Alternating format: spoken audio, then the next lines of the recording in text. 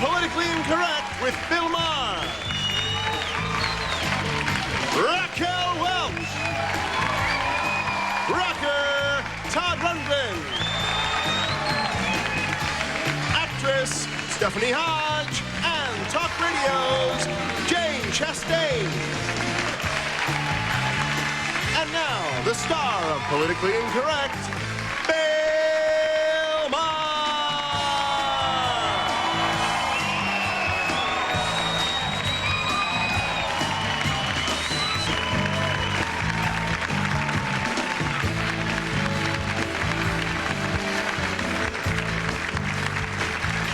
It's been our panel. She's an awfully charming actress and comedian, Stephanie Hodge. Yeah. Hello there, you. How you doing? Thanks for coming. She provides political commentary for the Crawford Broadcasting Network. Jane Chastain, our friend. There's Jane. How are you, hon? Good to see you again.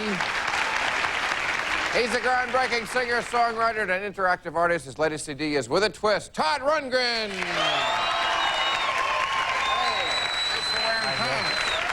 Fun for my glasses on? Yeah, remember. And finally, star of film, television, the Broadway stage, and everything else, an icon who needs no introduction. I've always had a crush on her. I still do. Raquel Welch. Hello, Miss Welch. All right. Okay. Well, all right, I kissed Raquel Welch. The show is good, no matter what happens now. Well, sexual harassment. Yes, and that's what I want to talk about. Should we leave? No, not yet, but soon. That's what I want to talk about, because this Paula Jones verdict now has got people talking today about what sexual harassment means in the office, and I think the first question is, does it say, this verdict, this ruling by the judge, that a boss, whoever it is, be it the governor or a CEO, can have one really outrageous attempt at you, as the Clinton thing was, not that it's true necessarily, but that's what she said, that he brought her to a hotel room, dropped his drawers, and you know what the rest is. That you can have that attempt, and if it's just one time, everything's okay. Perhaps you can in Arkansas, but I wouldn't try this anywhere else. In fact, I would venture to say that any CEO of any major corporation in America that tried that would be out on the street in a New York minute. As long as the dividends were high. They certainly would let him stay. Or unless the lady that he did it to waited like 4 or 5, 7 years to tell about it, you know. Yeah, which Paula Jones did. I think Paula Jones... Which looked suspicious. I think Paula Jones... No, not really. Because remember, Paula Jones didn't come forward. Paula Jones would have never come forward voluntarily. She was identified... Unless the Republican right had put her up to it, which they did. I think you've been reading the Salon magazine, that rag that Yeah, that's what I've been New York Times. New York Times seems to be getting all I read it when I'm under the dryer. No, but Bill, Bill, Paula Okay. Jones was not a political animal. She was actually, most everybody in Arkansas is a Democrat. You know, she appeared at one conservative organization, I can't even remember the name of it, simply because she was going to anybody who would listen to her to try to clear her name. Oh, my. That sounds really far-fetched, because this girl is so mousy and so you know, weak. But when you see her, that she doesn't look like she had any volition of her own. Right. Obviously, somebody's exploiting her, and she's very ill-advised. But, you know, nonetheless, she's being exploited to you know, make a mockery of Bill Clinton, and maybe he deserves it, because he's not on my hit list lately, I can tell you. Now, you mentioned that she was very weak. But you are and on I think his, this by is the very way. True. The original question, I think that, you know, sex is power, and if a guy does it once, he's testing the limits of his power. And you can't blame somebody for testing the limits of their power. And this whole thing is about power. I think Clinton may be testing his limits, testing the limits of his power with these women. I personally don't believe what you call a pattern is really 2 women. The other women who have come out have said that this was a consensual encounter with the president. Right. So to say that he's a predator rather than being promiscuous, I don't think that's true. I don't think either of the women has told the whole truth about what went on either. And don't you think in the office situation, a lot of times women want to meet and greet the CEO? Women want to test their own power as well. Right. They want to find out what the limits of their power are. I mean, some women decide, well, the limits of my power can only be tested with a lawsuit. Some women decide the limits of my power is whether I can say no and have the guy stop. Now that, I believe, is the object of feminism. Is for you to be able to say no and have the guy take you seriously when you say no, not that you have to, you know, get involved in a lawsuit, embarrass him, embarrass yourself, have your sex life, his sex life be an object of idle conversation by everybody in the country. She was ill-advised. I don't think she knew what the hell was going to happen once she got involved in this. Are you saying that a woman needs a whole women's movement behind her and some kind of legislation in order to say no?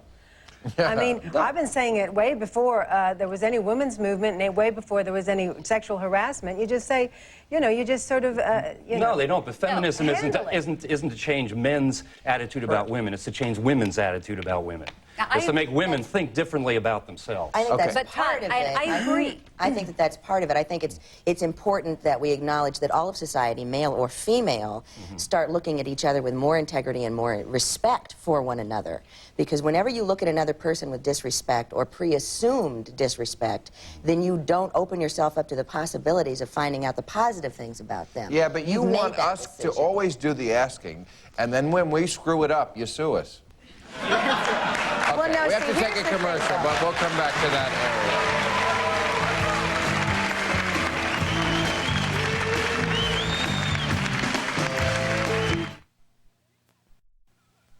area. If you're planning to be in the Los Angeles area and would like free tickets to Politically Incorrect, call 213-852-2655 or visit our website at abc.com/pi. Okay, let's get back to sexual harassment in the office, because that's what this gets to for the average person who's watching this and watching what happened with the president. And 40% of couples said they met at work. Now, given that fact, is it right to make any sort of laws, legislation about what can happen between a boss and his subordinate? I wonder, with that percentage of people who met at work, how many of them dropped their drawers? You'd be surprised, you know. Oh, God. But, the office Christmas party. The laws on sexual harassment. Well, my job, it's part of the job, you know. Right. What about a guy who's at work, and he's got somebody who looks like Raquel Welch at the job, and he can't get his job done. He's a surgeon, and he's screwing up the operation. Oh. Can you fire someone for being too beautiful? That's silly. I think That's not silly. Of course it is. Well, it depends on the other people's reactions. No, I think because we all have to start treating each other with more respect, men or women or not. You know, you can't look at each other that way. You have to look at each other as individuals and treat each other as you would want to be treated. As a stand-up comic, if I sued a guy every time he showed me his penis, I'd be in court for the rest of my life. It's a matter of course. That's why you're a stand-up comic. No, Miss Welch is right. You handle it. You just, well, not literally, well, you know. But the point is, you know, you get to a point where somebody shows you, you go, that's really nice, now put it away or I'm slapping it. You just have to handle we've gone yourself. a long way from where, you know, guys just, you know, made a come-on to dropping their drawers, and particularly in the White House. I mean, we never... We're still making this assumption that it happened. Yeah. Right. Even though the case has been thrown out.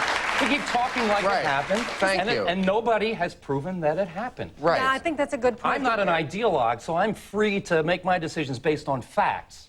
You know, but I haven't seen any facts that said this happened except he said, she said. I don't believe their stories either. I don't believe his story. I don't believe their stories. I don't believe they walked into the office, said, can I have a job? And he said, come in the closet, and he drops his pants. Just like that. All right, what about Kathleen? I don't believe he invites someone up to his hotel room and just drops his pants without another word, you know?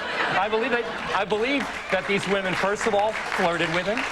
They enjoyed his company. They may have kissed him. They may have snuggled with him. They may have done any number of things that they thought were acceptable. Then it got to the point where it wasn't acceptable.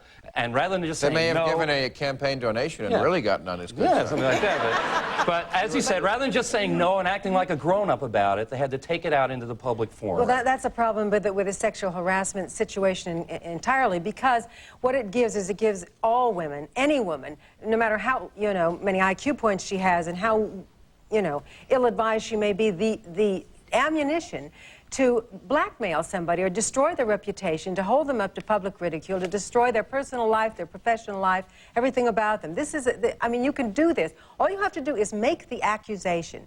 Now, I don't know, because Bill looks to me, he was dragging this kind of garbage in with him, you know, in the primaries, so I'm a little worried about Bill. Yeah, we voted for him anyway. Yeah, but we voted for him anyway. That's the deal we made with this guy. The thing is that it gives everybody, all these women, a license. If they don't like you for any reason, they can just accuse you of this. And this is a terrible thing, because they can totally destroy your reputation. The other point I wanted to make is that in today's world, we can wait for the courts and the law, but I don't think many people have much respect for the court system anymore.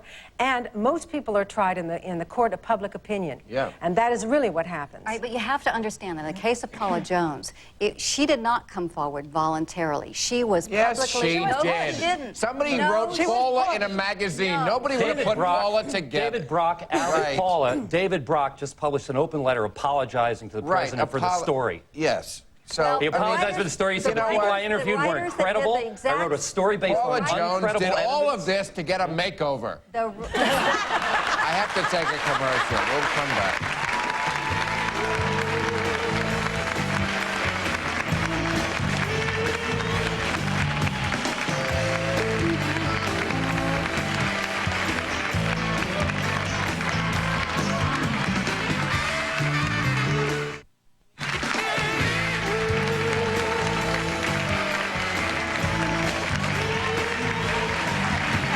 Okay, let me go back to what you were talking about, which was that, you know, somebody gets accused in this country, and it sticks. We have that kind of society where if somebody says something, and I really think Bill Clinton is now the Richard Jewell of the penis. Oh,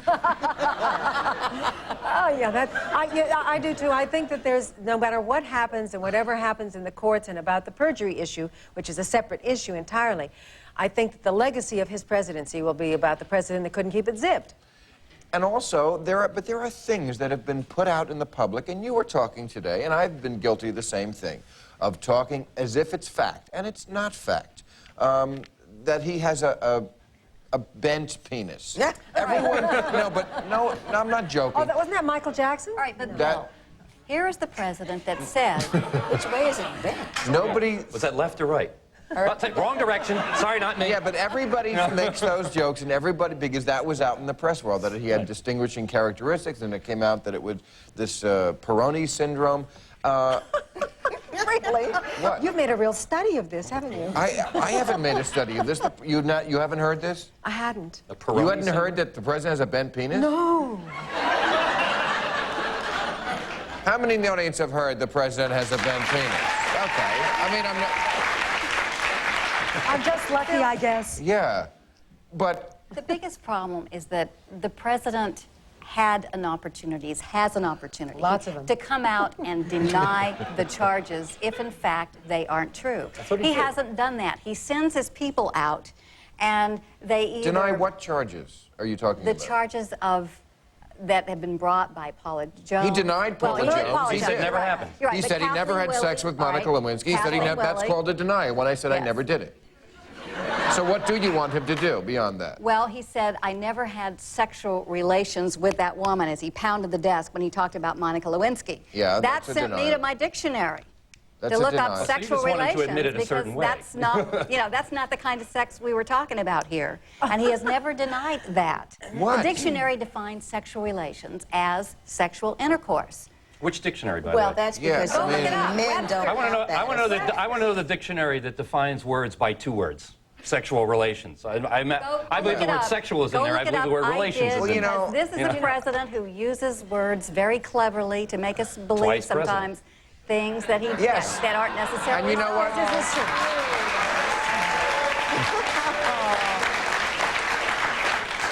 I admire a man when asked a question he shouldn't have been asked to use words cleverly, because that's the proper response.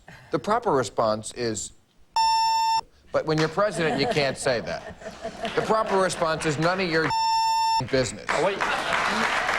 So what do you expect him to do? That's what I would have preferred as an answer, you know. Yeah, but like, what's he going to say? He asked him, well, what do you think of France? You're going to say, I think they're a bunch of self-centered cowards. Right. Yeah, that's what the President of the United States is going to say. Right, they're rude, You know? they don't shave, they smell under the arms. No, he's not going to say that. You know. Not only that, the whole question is like, I always thought this, once Kenneth Starr got into the president's pants, it was clearly entrapment. It was clearly entrapment, you know. Let's say Raquel and I were having a lovely little dalliance in the back before the show started. Dream on, rock star. And we say, well, I told her to deny it, you know, which is why she's acting like this now. But the point is, you know, if you do something sensible, say like, well, you're not going to talk about this to everybody, you know, because then we'd have all these questions answered, and somebody might say, yeah. Well, what happens when somebody says, when at some point after that, you're indicted by a grand jury, and then you have to answer the question, and we'll say, well, did the president ever tell you not to talk about this? Well, that was perjury. It wasn't perjury when he told her not to talk about it. It became perjury when the grand jury started looking into it. Right. And well, but the whole reason that we're really talking about this is not because any of us care about whether he said anything to Monica Lewinsky and whether he really had all these dalliances or not. I think that what it turned out to be is a kind of prototype, because he is the president and he's not, you know, just another guy. That it somehow, you know, sets a certain moral standard that is pretty low, and most people don't feel comfortable about that. So we talk about it a lot because we want to try to find out where our own, you know, what we would really do in these kind of situations and what it really means to us. Because it just seems that if he's guilty of any of this stuff, which he very well may be, he's very indiscreet. And why is it that? But you know, I start to think about. He's a big man with big appetite. But I started to wonder. I heard him bragging I started to wonder why none of the other presidents of this country, who very possibly, and we know for sure, some of them did have a lot of, you know, infidelities, and they did so in a way that it wasn't such an embarrassment to the first lady. That's and bull. to the press never reported it before.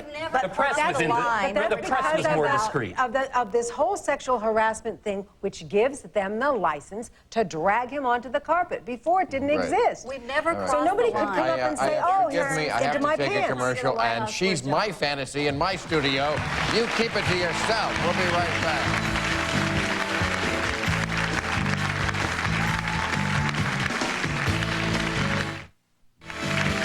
Join us tomorrow when our guests will be Don Was, Elisa Donovan, and Carl Zinsmeister. Okay, now, Jane, I got a dictionary here. Sexual relations, noun, sexual activity between individuals. That's all it said. Sexual activity between individuals. Different than my dictionary. You're watching ABC.